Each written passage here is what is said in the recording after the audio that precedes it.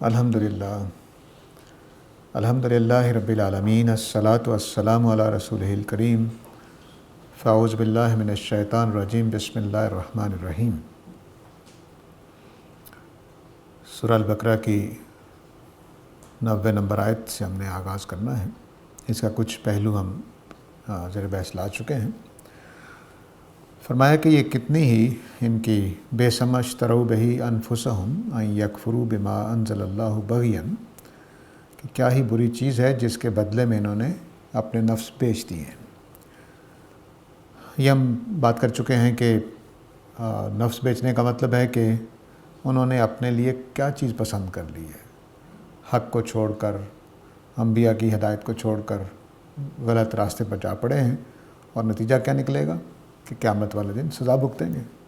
تو انہوں نے کیا چیز اختیار کر لی اپنے لیے؟ صرف اس وجہ سے کہ وہ کفر کرنا چاہتے ہیں اس چیز کا جو اللہ نے اپنے بندوں میں سے جس پر چاہا نازل کر دی، اس جذبے کے ساتھ کہ ہم یہ ماننے کو تیار نہیں ہیں کہ وہ ہم سے بڑھ کر ہو۔ بغین بینہم کے الفاظ۔ تو بغی کیا ہوتی ہے؟ بغی ہوتی ہے کہ میں دوسرے کے مقابلے میں سرکشی اختیار کروں، اونچائی اختیار کروں، میں بلند ہوں وہ چھوٹا ہے۔ تو ضدم زدہ جس کو ہم کہتے ہیں، اس کی بنیاد پر یہ صرف اس وجہ سے کہ اللہ تعالیٰ نے ان کی نسل میں سے، ان کے خاندان میں سے نبی نہیں بنایا نبی کریم صلی اللہ علیہ وسلم کو، بلکہ دوسرے گھرانے سے بنا دیا ہے، تو اب وہ اس ضد میں نبی کریم صلی اللہ علیہ وسلم کو ماننے کو تیار نہیں ہے۔ فباؤوا بغضب علی غضب، تو نتیجے میں وہ پلٹے اللہ کے غضب پر غضب لے کر۔ پلٹنا جو ہے یہ محاوراتاً استعمال ہوا ہے۔ ہمارے پنجاب میں بھی ایک محاورہ ہوتا تھا کہ کھٹ کے لے آیا چاندی، کھٹن گیا تو کھٹ کے لے آیا چاندی۔ اس کا مطلب یہ ہوتا ہے کہ آدمی سفر پہ جاتا ہے اور وہاں سے کچھ کما کر لاتا ہے۔ تو سفر پہ جانا اور واپس آنا، اس میں کمانے کا مفہوم پیدا ہو جاتا ہے۔ تو فباؤوا بغضب کا مطلب ہے وہ غضب لے کر پلٹے، یعنی انہوں نے کمایا کیا؟ غضب کمایا۔ بغضب علی غضب، غضب پر غضب کمایا، یعنی اللہ کی طرف سے بہت زیادہ ناراضی حاصل کی۔ اب پیچھے آپ نے داستان سنی ہے، حضرت عیسیٰ کا انکار ہے، حضرت موسیٰ کی شریعت کے اندر کھیل کھیلتے رہے، یہ اس کو ماننے سے منکر رہے، اس میں ہیلے بازیاں کرتے رہے، اور پھر اب نبی کریم صلی اللہ علیہ وسلم کا بھی انکار کر رہے ہیں۔ تو یہ کئی پہلوؤں سے خدا کا غضب ان پہ آنا چاہیے، اس کو بیان کیا اللہ تعالیٰ نے کہ فباؤوا بغضب علی غضب، مسلسل اللہ تعالیٰ کو ناراض کرتے چلے جا رہے ہیں۔ وَلِلْكَافِرِينَ عَذَابٌ مُّهِينٌ، اور کافروں کے لیے بڑا ہی اہانت والا عذاب ہے۔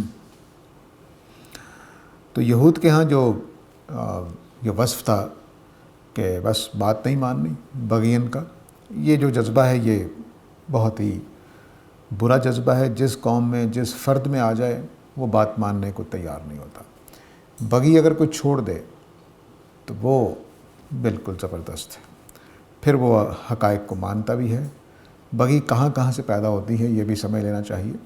اپنے علم کا زوم یا زام، جو بھی تلفظ ہے، دونوں ٹھیک ہیں۔ اپنے علم کا بارے میں کہ میں سب کچھ جانتا ہوں، اس کا سب سے اچھا اظہار آج کی دنیا میں ملحدین کرتے ہیں۔ وہ اپنے سائنس کے دو چٹانگ کا علم، اس کی بنیاد پر پورے حقائق کا انکار کر دیتے ہیں۔ دو چٹانگ کا میں اس لیے کہہ رہا ہوں کہ مکمل نہیں ہے، حقارت نہیں کرنا چاہتا، یعنی بہت تھوڑا سا ہے۔ خود سائنسدان، بڑے سائنسدان خود مانتے ہیں کہ ہمارے پاس پورا علم نہیں ہے، ابھی ہم نے تھوڑا سا ہی جانا ہے۔ اس کی بنیاد پر یہ فیصلے کرنے لگ گئے کہ پوری کائنات کیسے بنی، کس نے بنائی، کون ہے کون نہیں ہے، یہ ممکن کیسے ہے؟ یعنی انسان بہت علم حاصل کر لے تب بھی اس کو پتہ نہیں ہوتا کہ اس نے علم حاصل کر لیا کہ نہیں۔ کل پتہ نہیں کون سی چیز سامنے آ جائے، کل کیا حقیقت کھل جائے۔ آج میری غلطی، جو غلطی نہیں لگ رہی، کل غلطی ہو سکتی ہے۔ اس کے بعد آدمی اتنے بڑے تنتنے کے ساتھ، اتنے بڑے اعتماد کے ساتھ یہ کہے کہ میں نے سب کچھ جان لیا ہے، یہ مجھے پتہ چل گیا ہے کہ دنیا کیسے بنی ہے، مجھے پتہ چل گیا ہے کہ زندگی کیسے بنی ہے، اب خدا کی ضرورت نہیں ہے۔ تو یہ اسی بغین بینہم کا جو جذبہ ہے، اسی کا ایک اظہار ہے جو ملحدین کرتے ہیں۔ اور ہمارے ہاں وہ ایک پنجابی کا محاورہ ہوتا تھا نا کہ کچھ نہیں پڑھا ہوا لیکن آدمی پانا پڑی تو وقتوں پڑی، وہ جو چیز ہے وہ آپ کو جگہ جگہ نظر آئے گی۔ جو بھی شخص آپ کی بات سننے کو آمادہ نہیں ہے، خواہ وہ میں ہوں یا آپ ہوں، تو اس سمجھ لیجئے کہ کچھ مسئلہ اس طرح کا ہے کہ اس کے اندر یہ جذبہ حاوی ہے کہ میں بہترین جاننے والا ہوں۔ چنانچہ اگر آپ ان کی صرف کتابیں اٹھا کر دیکھیں ملحدین کی، تو وہ ایسے مذہب کا مذاق اڑاتے نظر آئیں گے کہ جیسے انہوں نے سب کچھ جان لیا، اب ان کی بات میں کوئی خطا نہیں ہے۔ حالانکہ انسان کے علم میں ہمیشہ یہ ثابت ہوا ہے کہ وہ خطا کا پتلا ہوتا ہے، اس میں غلطیاں ہوتی ہیں، سمجھنے کی غلطیاں، جاننے کی غلطیاں، ڈیٹا کی غلطیاں، معلومات کی غلطیاں، یعنی کوئی ایک چیز نہیں ہے۔ آپ ایک رنگ سے چیزوں کو دیکھتے چلے جاتے ہیں، ایک بڑا آدمی آتا ہے کہتا ہو ادھر سے دیکھو یہ بات یوں نہیں ہے یوں ہے۔ تو نیوٹن کی ساری بات پوری کائنات پہ پھیلائی جا رہی تھی، آئنسٹائن نے کہا کہ نہیں، ریلیٹیوٹی ہے، اب ریلیٹیوٹی ختم ہو گئی، کوئی اور آ جائے گا۔ تو یہ جو کائنات کے علم ہے وہ بھی، جو مادے کا علم ہے وہ بھی ہمارا پورا نہیں ہے، تو اس کی بنیاد پہ ہم، دوسری بات یہ ہوتی ہے کہ میں بڑا ذہین ہوں، بڑا عقل مند ہوں، مجھ سے زیادہ کوئی ذہین نہیں، مجھ سے زیادہ کوئی عقل مند نہیں، یہ بھی بغی پیدا کرتا ہے۔ تیسری چیز ہے کہ سامنے والا آپ کو چھوٹا محسوس ہو رہا ہے، اچھا یہ مجھے سمجھائے گا، اس کی بات میں مان لوں، یہ بھی بغی آ جائے گی۔ اور اگر وہ بیچارہ غریب ہو، سادہ سا آدمی ہو تو اور مسئلہ ہو جاتا ہے، حالانکہ ذہانت اس کے پاس بھی ہے، مطالعہ اس کے پاس بھی ہے۔ یعنی اگر آپ صرف بڑے بڑے لوگوں کی تصویریں کبھی نکال کر دیکھیں، سائنسدانوں میں اور ریاضی دانوں میں اور مذہبی جو بڑے بڑے لوگ ہیں، آپ بعض شکلیں دیکھ کر کہیں گے اچھا یہ آدمی اتنا بڑا ہو سکتا ہے، تصور بھی نہیں آتا، اس کا کوئی تعلق ہی نہیں اس بات سے۔ کئی غریب گھرانوں کے لوگ ہیں، اور لیکن کہاں کہاں پہنچے، کیا کیا باتیں دریافت کی، تو یہ ہمارے اندر جذبہ آ جاتا ہے کہ اچھا اس کی بات میں سنوں۔ اور جیسے نبی کریم صلی اللہ علیہ وسلم کے بارے میں جملہ ہے نا کہ کوئی بڑے آدمی کو نبوت آتی طائف اور مکہ کی بستیوں میں سے، تو ہم مانتے بھی، یعنی مطلب یہ سردار، بڑے آدمی کا مطلب یہ نہیں کہ وہ آدمی بڑے نہیں تھے، بلکہ کسی سردار پہ آتی، ابو جہل پہ آتی، ابو لہب پہ آتی، پتہ چلتا جی کہ ٹھیک ہے اللہ تعالیٰ نے کسی سردار کو نبوت کے لیے چنا ہے، تو یہ بھی رکاوٹ بن جائے، یہ بھی بغی ہے۔ تو بغی تکبر سے پیدا ہوگی، بغی یعنی تینوں پہلو جو میں نے بیان کیے ہیں وہ تکبر کے ہیں، وہ ذات کا ہو، دوسرے کی پوزیشن کمزور نظر آئے آپ کو تب ہو، وہ اپنے علم کا ہو، وہ کسی وجہ سے پیدا ہو جاتا۔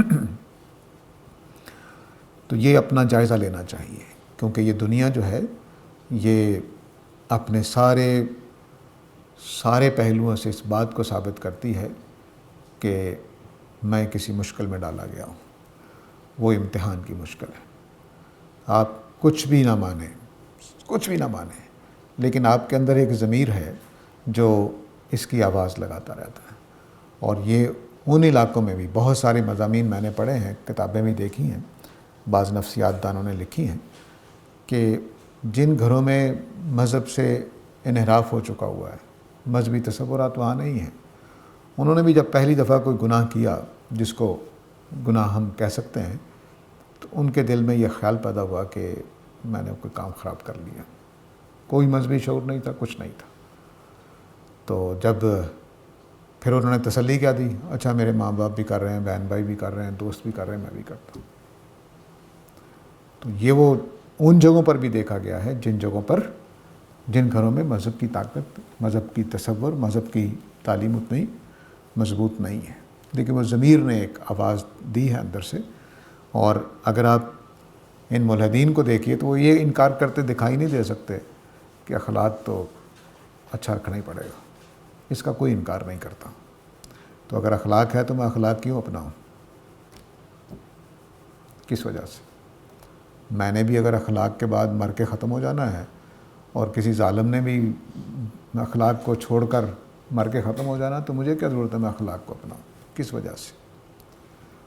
کوئی بنیاد ہی نہیں، سوائے اس کے کہ میں ضمیر کی بات مانوں، سوائے اس کے کہ کچھ سوال جواب ہونے ہیں، اس کے علاوہ تو کوئی وجہ نہیں ہے۔ تو اگر ہم آخرت کا انکار کرتے ہیں، خدا کا انکار کرتے ہیں، تو میں کس وجہ سے نیک بنوں؟ کیا میں زندگی اچھی طریقے سے نہ گزاروں، کھاؤں پیوں لوٹوں، لوگوں کا مال بٹوروں، کوئی تمنا پوری نہیں ہوتی تو زبردستی چھین لوں؟ کون روکے گا؟ کیونکہ میرا یہ جذبہ کہ میری تمنائیں پوری ہوں یہ بھی اتنا ہی کبھی ہے۔ تو اگر دنیا کا اختتام صرف موت ہے تو پھر مجھے نیکی اختیار کرنے کی کیا وجہ ہے، اخلاق پہ قائم رہنے کی کیا وجہ ہے، دیانتداری اختیار کرنے کی کیا وجہ ہے؟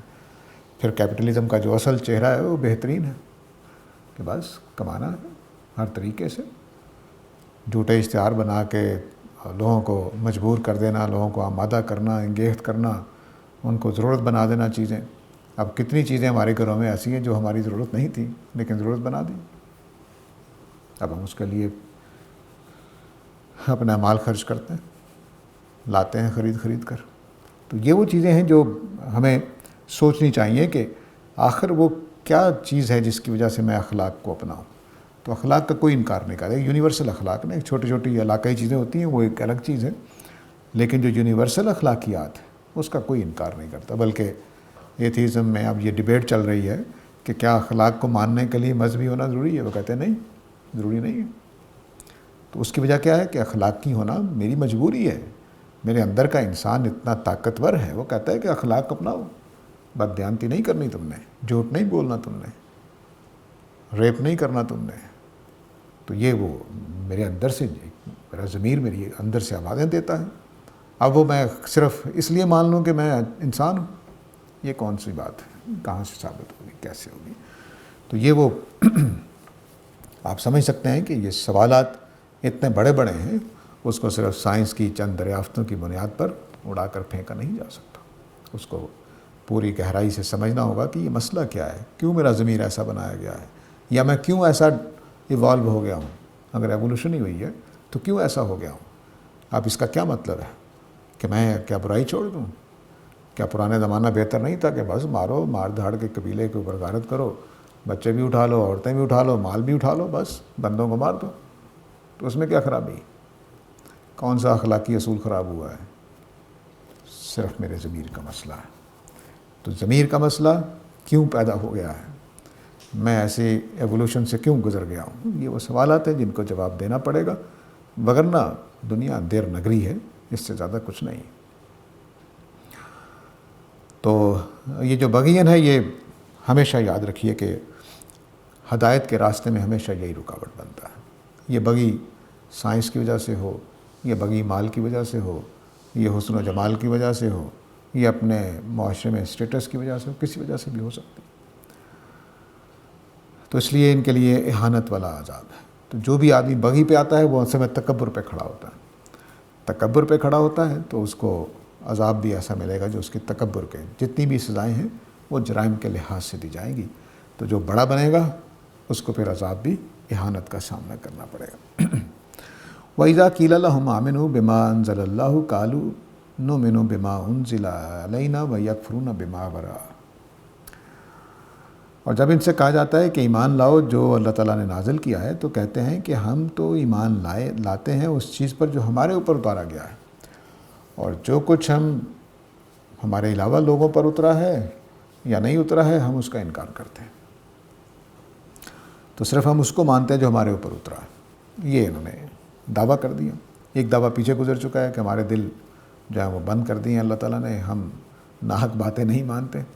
اسی طرح آپ کہتے ہیں کہ ہم تو صرف اس کو مانتے ہیں جو ہمارے اوپر نازل ہوا، یعنی اب وہ جو پیچھے ہم نے بات کی تھی کہ نبی کریم صلی اللہ علیہ وسلم کو ماننے کی وجہ کیا ہے کہ اللہ نے اپنے بندوں میں سے ایک بندے پر نبوت نازل کر دی ہے جو ان کے خاندان میں سے نہیں ہے۔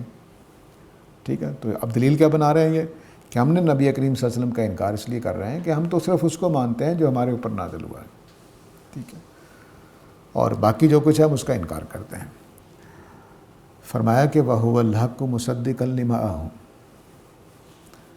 حالانکہ جس کا یہ انکار کر رہے ہیں وہ خود حق ہے اور اس بات کے مطابق ہے جو ان کے پاس۔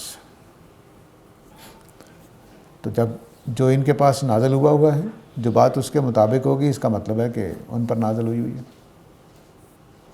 سمجھ گئے نا؟ جب یہ کہا جائے گا کہ موسیٰ کی طرح کا ایک علیہ السلام رسول آئے گا، اس کو ماننا، تو کس پر نازل ہوا اس کا ماننا؟ یہود پر نازل ہوا کہ محمد صلی اللہ علیہ وسلم کو مانیں۔ تو اس کی صرف ایک چھوٹے سے جملے میں اشارہ کر دیا کہ حالانکہ قرآن مجید حق ہے اور جو کچھ ان کے پاس ہے تورات انجیل اس کے اندر لکھا ہوا، اس کے مطابق ہے۔ تو گویا پہلا جواب یہ دیا کہ وہ یہ کہتے ہیں کہ ہم تو صرف اس چیز کو مانتے ہیں جو ہمارے اوپر نازل ہو، تو اللہ تعالیٰ نے بتا دیا کہ یہ بھی تمہارے اوپر نازل ہوا کہ ایک رسول نے آنا ہے، اس کو ماننا۔ لیکن اس کو چھوٹے سے جملے میں کر کے بات کو آگے بڑھایا، قل فلما تقتلون انبیاء اللہ من قبل، کہ نبی کریم صلی اللہ علیہ وسلم سے پہلے تم نبیوں کو کیوں قتل کرتے رہے ہو؟ وہ تو تمہارے بیچ میں سے تھے۔ حضرت عیسیٰ کو کیوں صلیب چڑھانے کی کوشش کی؟ حضرت یحییٰ کو کیوں مروا دیا؟ حالانکہ وہ تمہارے اندر سے تھے، تو کیوں ایسا کرتے رہے ہو؟ ان کنتم مومنین، اگر تم مومن ہو تو بتاؤ یہ انبیاء کو قتل کیوں کرتے رہو؟ پہلا جواب قرآن کے حوالے سے دے دیا کہ یہ بھی تمہارے اوپر نازل ہوا ہے، کیونکہ تمہاری کتابوں میں جو کچھ لکھا ہوا اس کے مطابق آیا ہے، اس کا تقاضا ہے، پورا کرنا پڑے گا تمہیں۔ اور دوسری جواب یہ دیا کہ تم انبیاء کو کیوں قتل کرتے رہے ہو اس سے پہلے، اگر تم مومن ہو تو۔ اگر تورات کو مانتے ہو اور یہ بات کہہ رہے ہو کہ ہم جو ہمارے اوپر نازل ہوتا ہے وہ ہم مانتے ہیں، تو یحییٰ تو تمہارے خاندان سے تھے، عیسیٰ تو تمہارے خاندان سے تھے، ان کو کیوں نہیں مانا علیہ السلام؟ تو یہ اب ظاہر ہے کہ ان کے اس دعوے کو اللہ تعالیٰ نے رد کر دیا کہ یہ تمہارا اصول، اول تو یہ اصول ہی ٹھیک نہیں ہے، لیکن اس کو اللہ تعالیٰ نے مانا ہی نہیں، بات ہی نہیں کی کہ اصول ٹھیک ہے کہ غلط ہے، مثالیں دے دی کہ تم اس کے خلاف ہو، اور خود قرآن مجید تمہارے اوپر نازل کردہ باتوں کے عین مطابق آیا ہے، اس لیے اس کو ماننا پڑے گا۔ تو اب ظاہر ہے کہ یہ جو دعوے ہوتے ہیں، جتنے بھی آپ دیکھیں کہ وہ لوگ جو انحراف کرنے کی نفسیات میں ہوتے ہیں، ان کے دعوے اسی طرح سے تضادات کا شکار ہوتے ہیں کہ وہ کہنے کو کچھ کہہ رہے ہوتے ہیں، حقیقت میں کچھ ہوتا ہے۔ ہماری اپنی امت میں دیکھ لیں کہ سارے ہی سیاسی لیڈر جو ہیں پاکستان کے، وہ سارے ہی دیکھ لیں کہ پاکستان کے لیے بڑا خلوص ظاہر کریں گے، حرکات کیا ہوتی ہیں؟ تو اس طرح کی آیتیں نازل ہونی چاہیے نا، اگر تم پاکستان کے مخلص ہو تو یہ کیوں کیا اور یہ کیوں کیا اور یہ کیوں کیا؟ بالکل وہی چیز اصل میں اخلاص ہوتا نہیں ہے، صرف باتوں میں ہوتا ہے، اور عمل جو ہوتے ہیں وہ ان دعووں کے خلاف ہوتے ہیں۔ تو یہ فرمایا کہ کیا تم انبیاء کو قتل کیوں کرتے رہے ہو؟ یہ ان کے دعوے کو اللہ تعالیٰ نے رد کر دیا کہ یہ تمہارا دعویٰ درست نہیں ہے کہ تم ان چیزوں پر ایمان لائے ہوئے ہو جو تم پر نازل کی گئی ہیں۔ آگے مزید فرمایا وَلَقَدْ جَاءَكُم مُوسَىٰ بِالْبَيِّنَاتِ، موسیٰ علیہ السلام تمہارے پاس واضح آیات اور معجزات کے ساتھ آئے تھے۔ ثُمَّ اتَّخَذْتُمُ الْعِجْلَ مِن بَعْدِهِ، تو یہ تم ہی نا کہ تم نے پھر بچڑے کو معبود بنا لیا تھا۔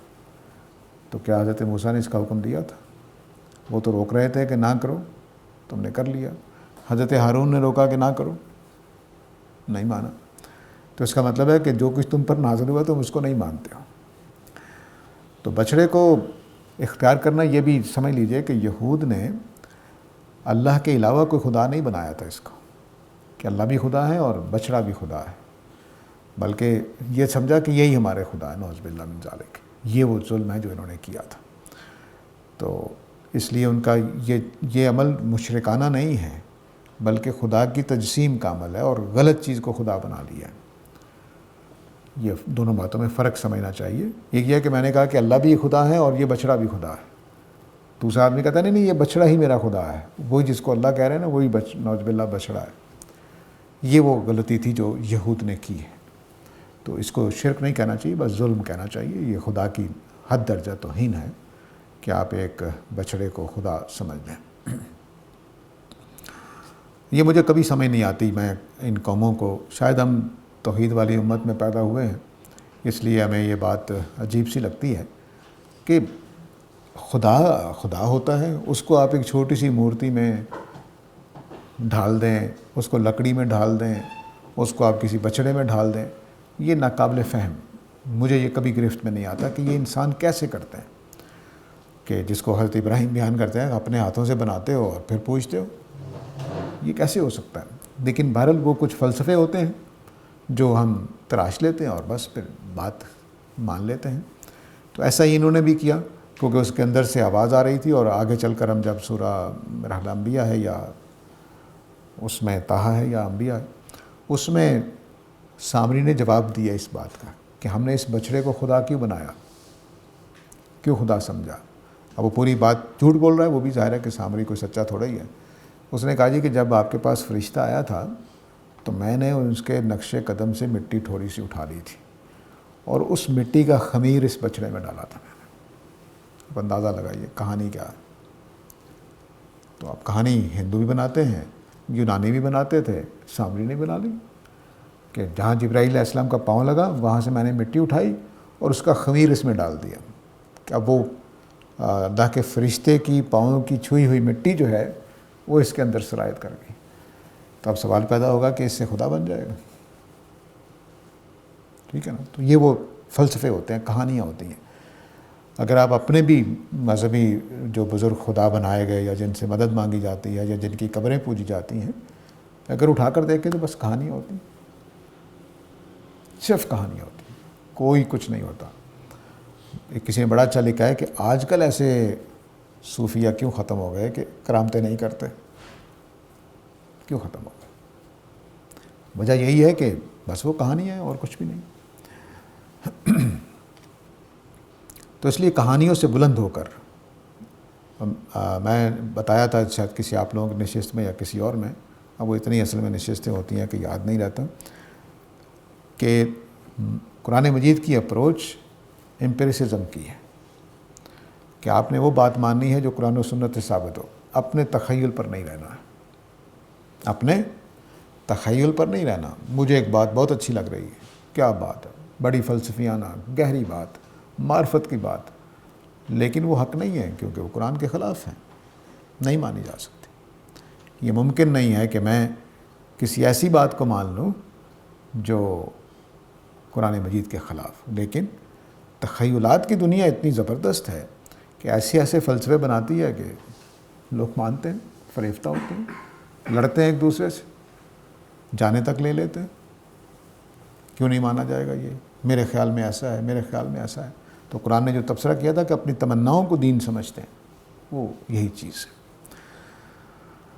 تو فرمایا کہ موسیٰ علیہ السلام تمہارے پاس آئے تھے معجزات کے ساتھ اور آیات کے ساتھ، لیکن انہوں نے تو نہیں کہا تھا، انہوں نے کہا تھا کہ خدا کے علاوہ کوئی خدا نہیں ہے، اور انہوں نے نہیں کہا تھا کہ خدا جو ہے وہ بچڑا ہے، لیکن تم نے بنا لیا بچڑے کو خدا۔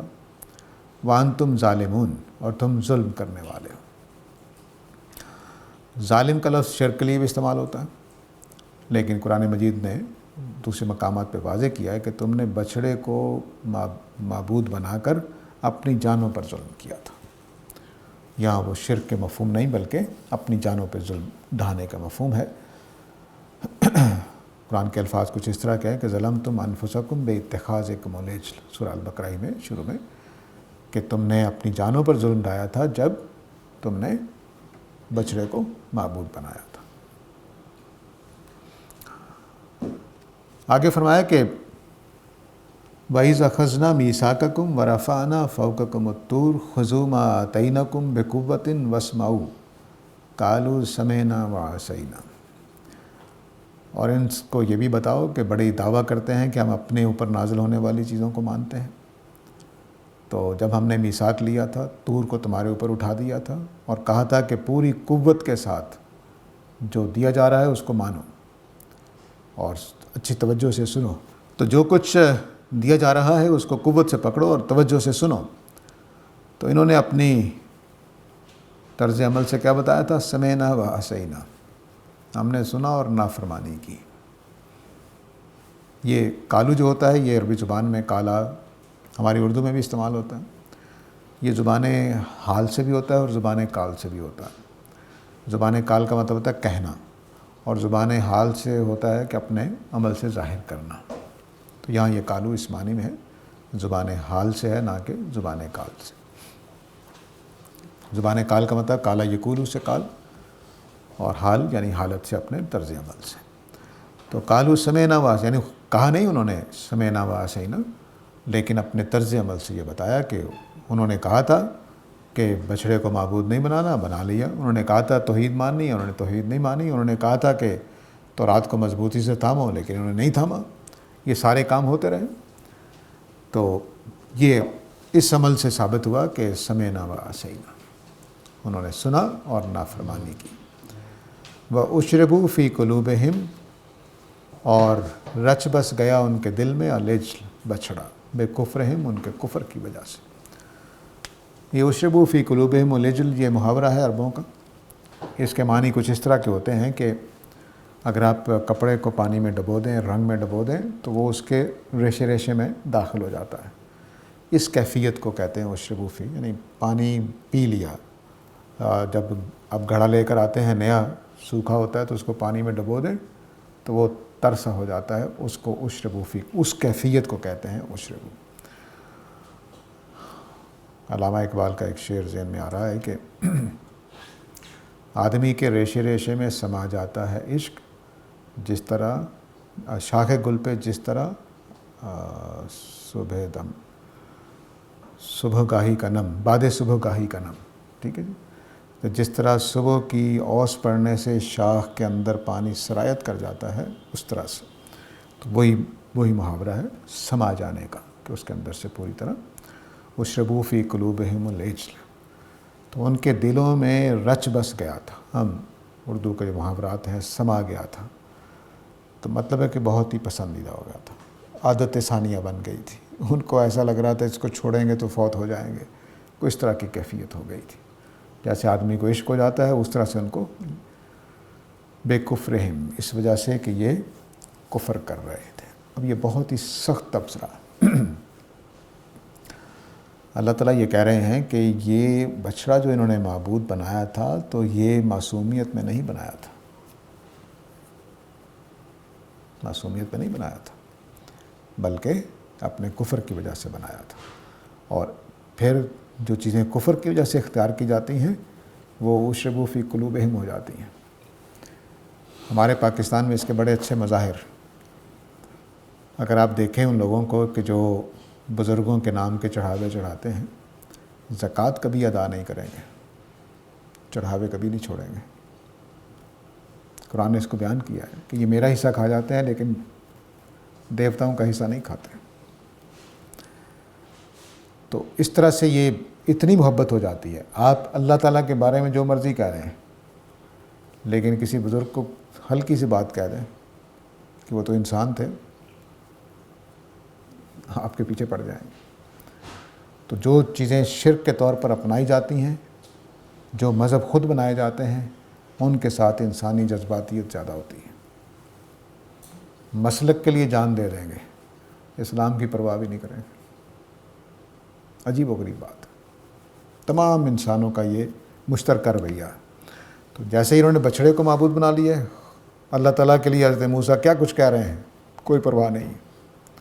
وہ شریعتوں میں تبدیلی ہو رہی ہے، وہ ہیلے بازی ہو رہی ہے، وہ سب کچھ چھوڑا جا رہا ہے، نعوذ باللہ اللہ کی جگہ پر ایک بچڑے کو خدا بنا لیا ہے۔ اللہ تعالیٰ کی کوئی فکر نہیں ہے، بچڑے کو نہیں چھوڑ سکتے۔ تو فرمایا کہ ان کے دلوں میں بچڑا رچ بس گیا تھا ان کے کفر کی وجہ سے۔ اب جو پیچھے بات چل رہی تھی وہ کہتے تھے کہ ہم تو ان باتوں کو مانتے ہیں جو ہمارے اوپر نازل ہوئی ہیں، ان کو ہم مانتے ہیں۔ اب اللہ تعالیٰ نے یہ پوری بات سنانے کے بعد کہا، کل ان سے کہو بیسما یامرکم بہ ایمانکم، تمہارا اپنی چیزوں پر ایمان کتنی ہی بری باتیں سے جاتا ہے تمہیں، کہ بچڑے کو خدا بنا لیں، بچڑے کو پوجنے لگ جائیں، کتنی عجیب بات ہے۔ تو کتنی ہی بری چیز ہے جس کا حکم تمہارا ایمان تمہیں دیتا ہے، ان کنتم مومنین، اگر تم مومن ہو۔ اب یہ جو وَأُشْرِبُوا فِي قُلُوبِهِمُ الْعِجْلَ، اس کا ایک اور پہلو واضح رہنا چاہیے۔ جب بھی کوئی قوم، کوئی فرد کفر کو، بری چیز کو جانتے بوجھتے اختیار کر لیتا ہے، تو اللہ تعالیٰ اس کے لیے اس کے اندر سے کراہت ختم کر دیتے ہیں، اس بری چیز کو پسندیدہ بنا دیتے ہیں۔ قرآن نے اس کو دوسرے لفظ میں بیان کیا ہے کہ کُلٌّ بِمَا لَدَيْهِمْ فَرِحُونَ، ہر فرقہ، ہر مسلک، ہر آدمی اپنے پاس جو کچھ ہے اس پر مطمئن ہے۔ کیا بات ہے، ہمارے مولوی صاحب نے کیا زبردست بات کہہ دی ہے، ہمارے رہنما نے کیا بات کہہ دی، حالانکہ وہ 100% جھوٹ ہو سکتا ہے، غلط بات ہو سکتی ہے۔ مذہب اور شخصیت پرستی یہ اتنی جذباتیت پیدا کر دیتی ہے کہ حق نظر آنا بند ہو جاتا ہے، تو وہ اشربوا فی قلوبہم ہو جاتا ہے۔ وہ آدمی جس شخصیت کو ہم پوج رہے ہوتے ہیں، مان رہے ہوتے ہیں، پسندیدہ ہو جاتی ہے، اپنا ہیرو مان رہے ہوتے ہیں، لیڈر مان رہے ہوتے ہیں، یا مذہبی معنی میں کچھ دیوی دیوتا کا درجہ دے دیتے ہیں، وہ پھر اللہ تعالیٰ اندھا کر دیتے ہیں. ان کے پیچھے پھر ہر چیز جائز ہو جاتی ہے. یعنی اگر ہم کتب اور ابدال کا تصور دیکھیں اور اپنے پاکستان میں سیاست کا حالات دیکھیں تو آپ کو یہ نظر آئے گا کہ ایک آدمی کے پیچھے لوگ لگتے ہیں اور بس لگ جاتے ہیں. موٹی موٹی مصیبتیں نظر نہیں آ رہی ہوتی، اتنا فریفتہ ہو جاتے ہیں لوگ. تو یہ اللہ کا ضابطہ بھی ہے کہ جب آدمی عقل سے سوچنا چھوڑ دے اور جذبات کی بنیاد پر شخصیت پرستی یا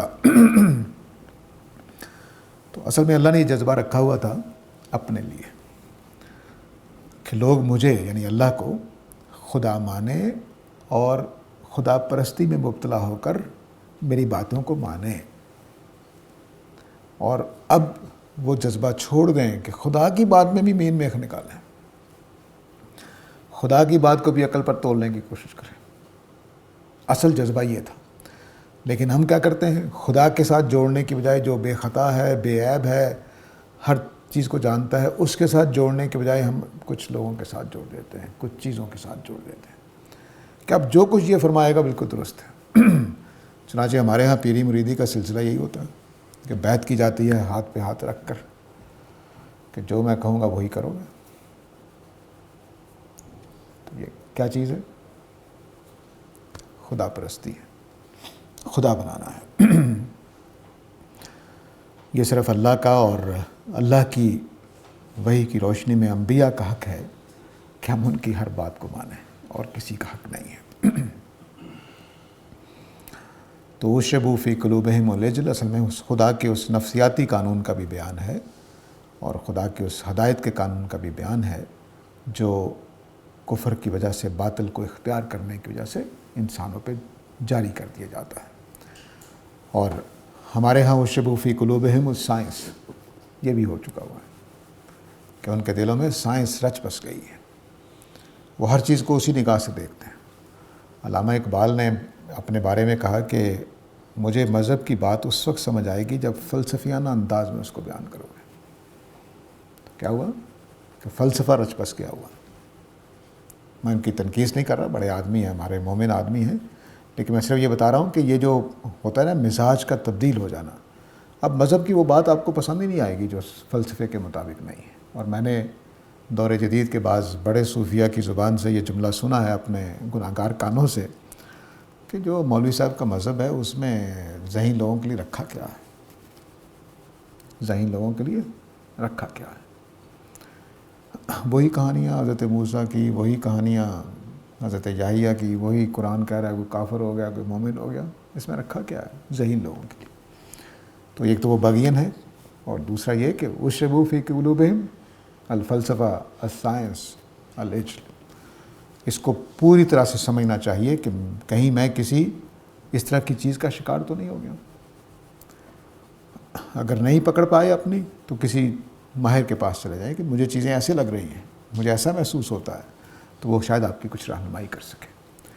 ہمارے ہاں جب بھی گمراہی آئے گی تو یا وہ بغی والا جذبہ ہے یا اشربوا فی قلوبہم العجل. کوئی بات اتنی رچ بس گئی ہے، اتنی پسندیدہ بن گئی ہے کہ اب یعنی میں نے یہ بعض کا دیکھا ہے کہ شخصیت پرستی کی وجہ سے ہمارے بزرگوں میں بحثیں ہوتی رہتی تھی، کوئی بریلوی ہے، کوئی دیوبندی ہے، کوئی اہل حدیث ہے، تو بحثیں ہوتی رہتی تھی. تو بحثوں میں گرما گرمی ہو گئی ہے. کیوں؟ صرف اس لیے کہ مجھے اپنی بات اچھی لگتی، کوئی دلیل نہیں ہے. یعنی بے بسی جب ہو جاتی ہے تو گالیوں پہ آ جاتے ہیں. کیوں؟ بے بسی کس وجہ سے ہو گئی کہ دلائل کوئی نہیں ہے، تو اب گالیوں میں کیوں آ گئے ہیں کہ اپنی بات چھوڑنی نہیں ہے. تو یہ وہ جگہ ہے جہاں پر تو جس گروپ میں آپ دیکھیں کہ دوسروں کا مذاق اڑانے کا پہلو غالب ہے، سمجھ لیجئے کہ وہ اس چیز کا شکار ہے. اگر اس کے اندر اشربوا فی قلوبہم نہیں ہوا تو دوسروں کا مذاق نہیں اڑائے گا. یہ ہو نہیں سکتا، کیونکہ وہ تو خود سادہ جگہ پہ کھڑا ہے اور وہ باتوں کو سمجھنے والا ہے، سمجھانے والا ہے. تو یہ نفسیاتی چیز جو ہے اس کو بھی سمجھنا چاہیے. یہ بڑی ہی مہلک ہے انسان کو، خاص طور سے علم کے راستے میں، خاص طور سے ہدایت کے راستے میں. تو بے سما یامرکم بہی ایمانکم اب بندہ مومن کا ایمان اس کو اس طرح کی حرکتوں کی طرف بلائے کہ وہ اللہ کی شریعت کو تھامنے کی بجائے کہے سنے اور انکار کر دے۔ خدا کے ساتھ خدا کی حیثیت کی وجہ سے اللہ تعالیٰ بے عیب ہیں، ان کے علم میں، ان کے قدرت میں، ان کی صلاحیتوں میں، ان کی قوتوں میں، ان کی قدرتوں میں کوئی کمی نہیں ہے، اور جو وہ حکم دیتے ہیں وہ اپنے مقاصد کے حساب سے بے خطا حکم ہوتا ہے۔ اس میں جب ہم مین میخ نکالتے ہیں، عقلی گھوڑے دوڑاتے ہیں، تو سمجھ لیجئے کہ ہم اس جادہ مستقیم سے ہٹ رہے ہیں جو خدا کے ساتھ ہونا چاہیے۔